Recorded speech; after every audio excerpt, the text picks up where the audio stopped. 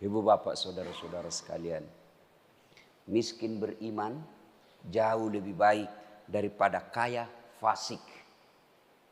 Saya ulang, miskin beriman jauh lebih mulia daripada kaya jabatan tinggi tapi fasik.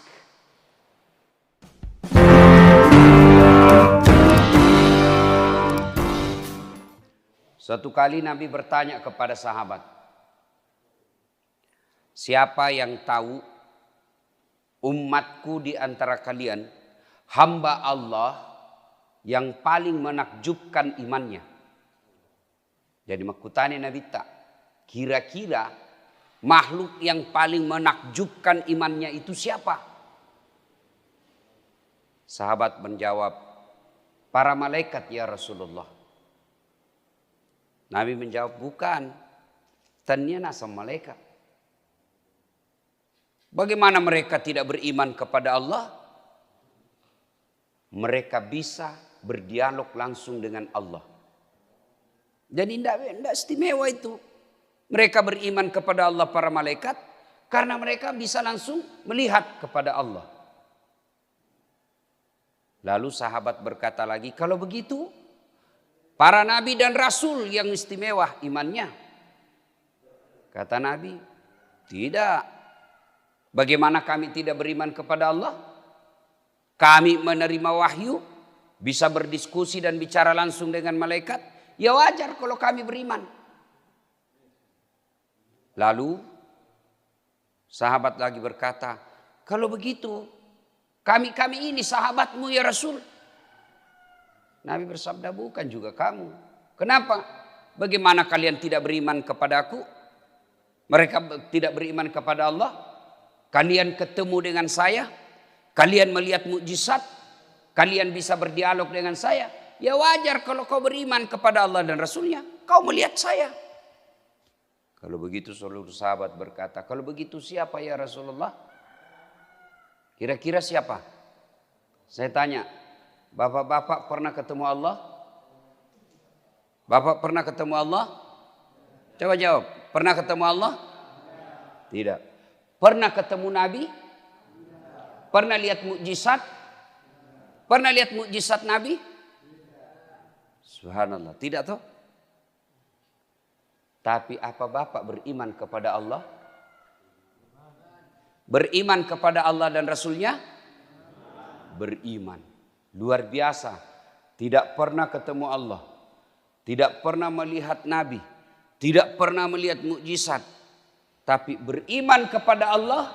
Percaya kepada Allah dan Rasulnya. Maka kata Nabi, kalian inilah yang menjadi orang-orang yang menakjubkan imannya. Yang insya Allah bersama saya nanti minum di telaga Al-Kautsar. Kita semua lah ini. Tidak pernah lihat Nabi. Tidak pernah ketemu. Tidak pernah lihat mukjizat. Tapi kita datang sholat subuh. Itu bukan karena menunggu hadiah. Bukan karena mengharap bonus. Ada pembagian baju seragam.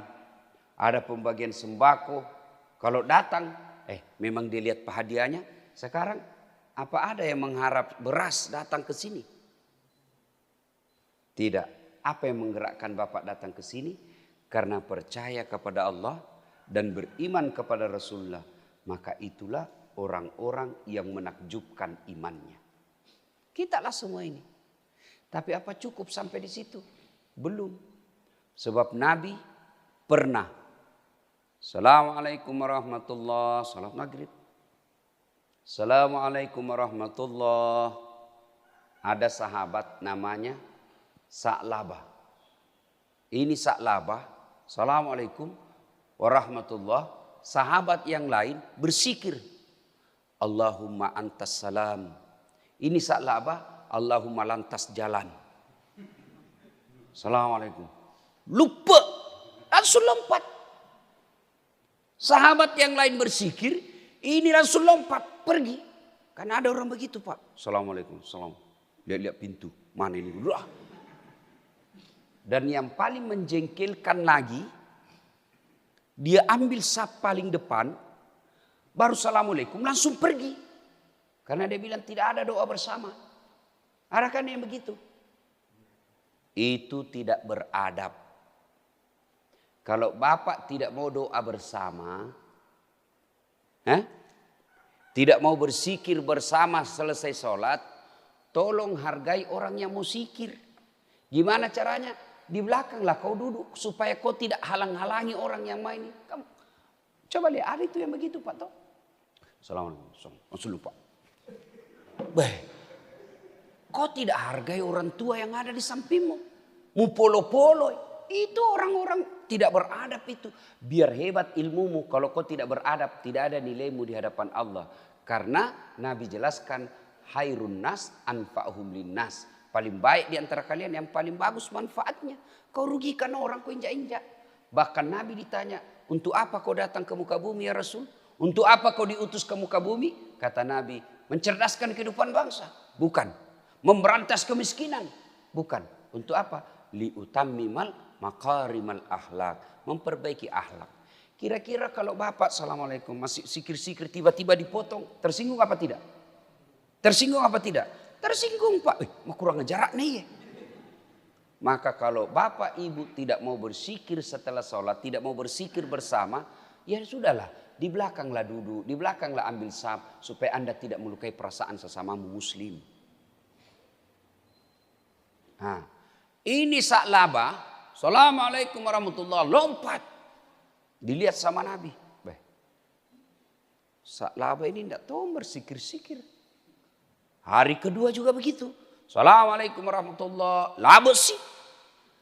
Hari ketiga begitu lagi. Dipanggil sama Nabi. Sa'labah sini kau dulu. Kau ini sombong sekali. Kayak kau tidak membutuhkan Allah dalam hidupmu. Ya selesai kau sholat berdoalah kau dulu. Duduklah kau sebentar. Bersikir-sikir. Memuji Allah. Berdoa.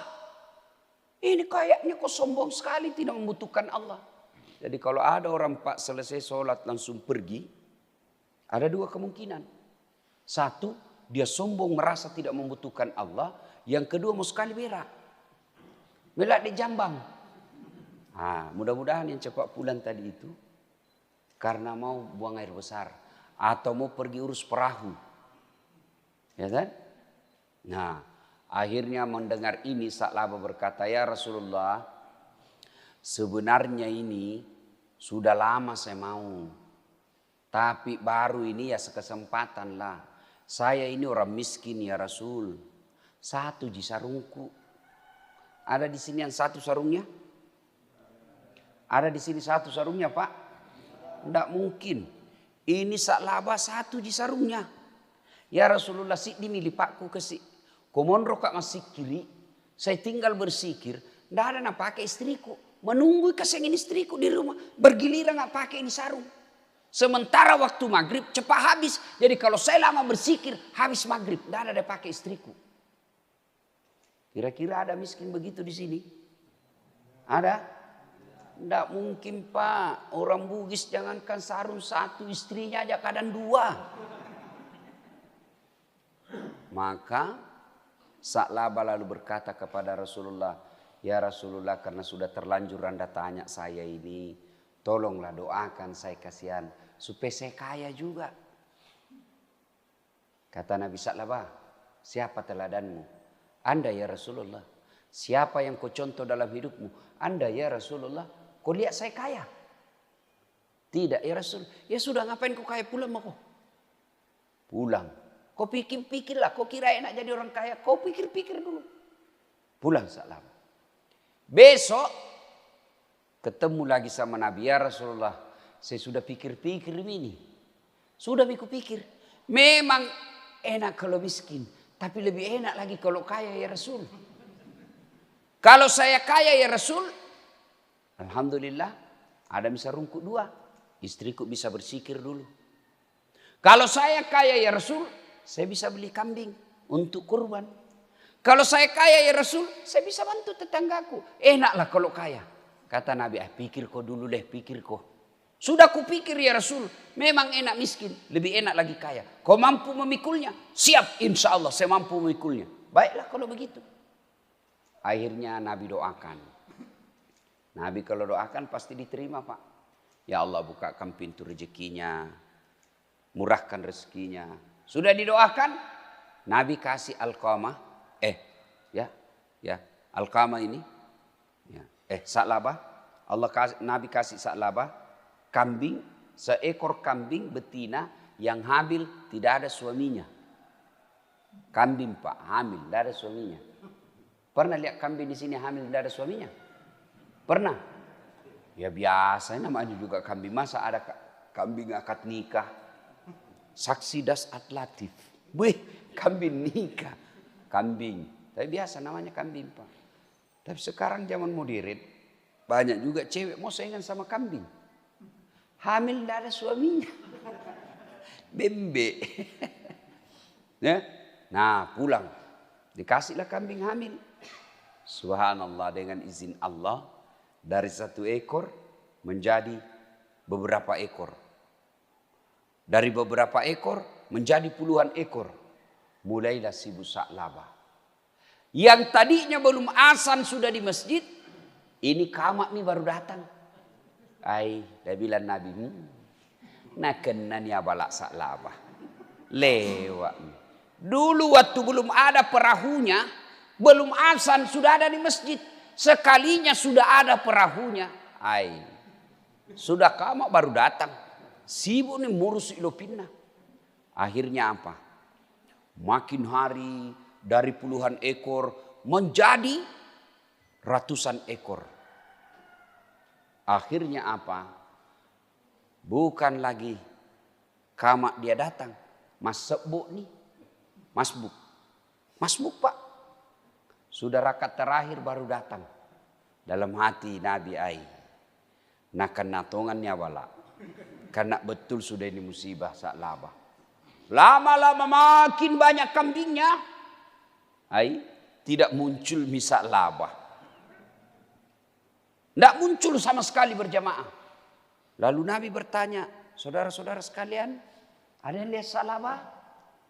Tidak ya Rasul, sibuk ngurus kambing. Inna lillahi wa inna ilaihi raji'un. Apa yang saya cemaskan betul terjadi. Kan banyak begitu Pak toh. Waktu belum punya mobil, biar hujan datang jamaah Pak. Sekalinya sudah punya mobil, tidak pernah melihat masjid. Akhirnya turun ayat perintah tentang zakat. Nabi katakan, kau pergi minta zakatnya Sa'labah. Piko mintai, suruh bayar zakat kambingnya.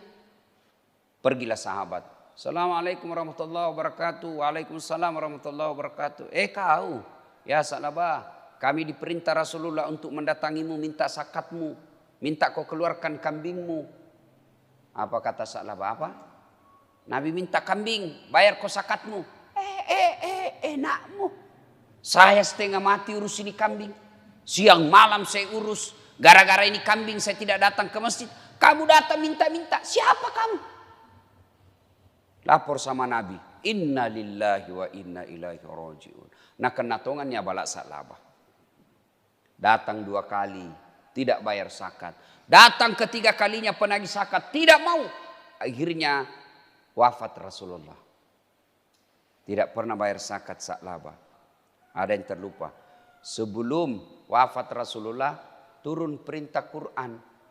Informasi banyak di antara kalian sebelum dia kaya hamba Allah. Tapi setelah kaya menjadi hamba harta. Wetuna rodega ga waramparana. Maraji mas sempajang. Si sekalina mega waramparana. Nalupai ni punga Allah Ta'ala. Lebih nasompa ni waramparana.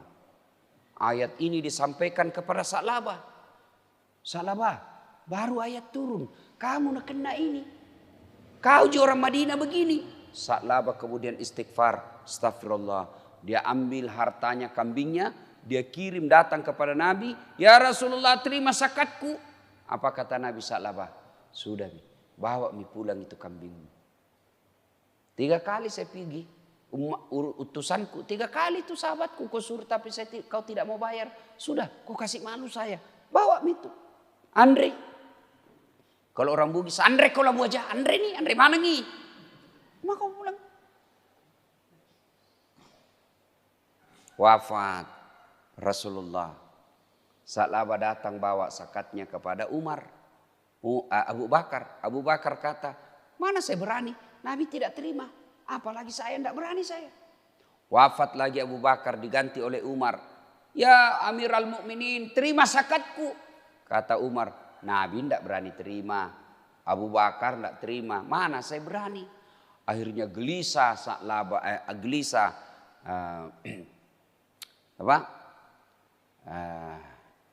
gelisahlah ini sahabat ini, tidak bayar zakatnya, sengsara perasaannya. Alqamah ini, ya, Sa'labah maksud saya, sengsara dia. Wih, Nabi tidak terima zakatku, Abu Bakar tidak terima zakatku, Umar tidak terima zakatku. Dia gelisah. Akhirnya apa? Bangkrut. Mati semua kambing-kambingnya, hilang semua kambing-kambingnya, jatuh miskin dan dikabarkan dia matinya dalam keadaan fasik. Na'udzubillah min dzalik. Nah, banyak di antara kita begitu, Pak. Sebelum dia kaya, rajin berjamaah di masjid. Sebelum dia kaya, baik sama tetangganya. Sebelum dia kaya, bagus sopan santunnya. Tapi setelah kaya, tidak pernah lagi datang ke masjid. Jangankan tetangga, saudara kandungnya saja dia sudah tidak baik sama dia. Maka sesungguhnya kekayaan paling enak itu, Pak. Kekayaan paling tinggi bukanlah harta, tapi iman. Harta tidak dibawa mati. Saya bilang sama istriku, enggak usah kau bingung soal harta. Nah, kau tidak bawa mati itu harta. Nah, bilang memang tidak dibawa mati, tapi kalau tidak ada harta rasanya mau mati. Iya toh? Nah, Bapak Ibu Saudara-saudara sekalian, Sa'labah ketika tidak punya kambing, nikmat hidup iman dia dapati. Dia datang berjamaah di masjid dan itu sisi mulia di hadapan Allah Subhanahu wa taala. Tapi setelah dia punya kambing ratusan ekor, akhirnya imannya hilang. Dan orang kaya itu, Pak, jangan pikir enak jadi orang kaya. Itu orang kaya itu banyak pertanyaannya nanti di akhirat. Ditanya kambingnya, ditanya perahunya, ditanya mobilnya, ditanya tabungannya, ditanya semua itu rumah-rumahnya. Banyak pertanyaan. Kalau kita orang miskin apa mau ditanyakan? Rumah, kontrak. Mobil, angkutan umum. Motor, Grab, Gojek. Sepeda, enggak punya. Apa pi mau ditanyakan? Apa pi? Cincin, palsu. 10.003. Apa mau ditanyakan nih, Pak? Coba. Orang kaya, biar giginya ditanya. Itu emas di gigimu dari mana kau dapat itu? Itu ditanya semua, Pak. Jamu itu, kalau dilihat gajimu, enggak bisa kau beli itu. Dari mana? Mau ditanya semua. Kalau kita orang miskin jam, tidak ada. Jadi cepat. Itu orang kaya. Masuk juga surga tapi mega pakutanana, Pak. Orang miskin sudah dalam surga. Orang kaya masih ditanya. Jadi ada cerita. Tersangka pertama maju. Nama Inem. Pekerjaan pembantu rumah tangga. Gaji, hartamu kau dapat dari mana? Gaji bulan-bulan 1,5 juta. Jadi pembantu. Tuhan sebenarnya tidak ada cita-citaku jadi pembantu. Tapi karena tidak ada jasaku, tidak ada sertifikatku, mamaku sakit di kampung, ya saya jadi pembantu supaya ada gaji saya belikan obat mamaku kasihan. Tiap bulan kekirim orang tuaku 1.500.000 untuk saya. Tiap bulan itu. Wih, hebat. Mobil, tidak ada. Rumah, tinggal di rumahnya majikan. Tabungan, apa mau menabung yang mau dimakan bulan-bulan saja tidak cukup. Kau sholat. Bukan cuma 5 waktu, tahajud saya bangun kalau saya ada masalah. Kau puasa, alhamdulillah bukan cuma Ramadan, Senin Kamis saya puasa. Kau sedekah, ya kadang-kala kalau saya beli sayur, saya beli ikan 1.000 rupiah untuk penjual sayur. Bagus kalau begitu. Kau masuk surga, Inem. Masuklah surga. Tidak banyak pertanyaannya, Pak. Masuk surga. Beberapa tahun kemudian, tersangka nomor 1013 maju. Wih, Nah lihat inam, ini bosku. Ini yang paling seke ini. Dia diintip sama inam. Bagaimana modelnya dia ditanya? Mulailah ditanya, Pak. Nama? Haji Waco. Pekerjaan? Juragan kapal. Mulai ditanya. Itu kapalmu dari mana? Tidak jelas, ditumbuk. Pak! Tak lempar matanya satu, Pak. Ditumbuk dikeluar ke matanya, Pak. Itu palu-palunya malaikat, kata Nabi, 7 kali beratnya dunia dan isinya baru sama. Bayangkan itu, Pak. Bayangkan itu palu-palunya. 1 kali di palu-palu, Pak, tak lempar 7 tahun baru sampai. Nah bilang ini, mau lihat ini bosku. Iya, nama paling masih kein banyak bicara ini. Ditanya. Tidak jelas, Pak. Ditanya lagi, mobilmu dari mana? Anu apa? Ditempelin lagi, Pak, keluar telinganya. Berdarah-darah nih. Masuk tonji surga, Pak. Tapi banyak pertanyaan. Tapi Bapak belur nih. Mak darah-darah mana dia, Pak? Bengkok nih mukanya. Patah-patah kakinya. Masuk di surga. Jalan setengah mati. Masuk dia surga. Ketemu sama inam pembantunya. Dia bilang, inam, Pak Haji. Kenapa Ki? Jangan banyak bicara di situ. Kok dari baru muncul? Saya ini sudah lama di dalam. Kenapa baru muncul? Saya terlambat inam. Kenapa bisa terlambat? Saya kira ada mobil tak 3. Dia bilang gitu mobil banyak sekali pertanyaannya. Ibu bapak saudara-saudara sekalian. Miskin beriman jauh lebih baik daripada kaya fasik. Saya ulang. Miskin beriman jauh lebih mulia daripada kaya jabatan tinggi tapi fasik. Pilih mana, Pak? Miskin beriman, kaya kafir. Pilih mana? Pilih mana? Kalau saya pilih kaya beriman. Paling sial sudah miskin, fasik. Sudah miskin, dah sholat. Itulah yang paling sial hidupnya. Nah ibu bapak saudara-saudara sekalian. Makna terpenting dari taklim kita ini. Pelihara iman. Kalau kita miskin harta. Jangan putus asa. Tapi kalau miskin iman. Itulah kemiskinan yang paling menyakitkan. Tapi demi Allah. Saya jarang melihat orang yang baik sholatnya. Rajin puasa Senin Kamis. Ngajinya bagus. Tidak merugikan orang. Bagus akhlaknya. Jarang saya lihat ia miskin. Jarang. Tidak banyak hartanya. Tapi bahagia hidupnya. Berapa banyak orang, Pak. Tidak pernah kita lihat datang masjid sholat. Jangankan 5 waktu. Jumat saja dia jarang. Datang hari Jumat tapi paling terlambat datang. Paling cepat pulang. Orang khotbah dia tidur. Begitu selesai khotbah itu langsung bangun. Aliran apa ini? Tidak ada khotbahnya. Bukan tidak ada kau yang tidur dong. Ya kan? Hanya begitu. Tidak pernah datang ke masjid. Tapi kok hartanya banyak? Sesungguhnya harta itu yang Allah berikan. Bukanlah nikmat tapi azab. Ini kan dunia nelayan ini toh. Ya kan? Bapak tahu kalau mepekang, mancing. Pernah mancing, Pak? Pernah?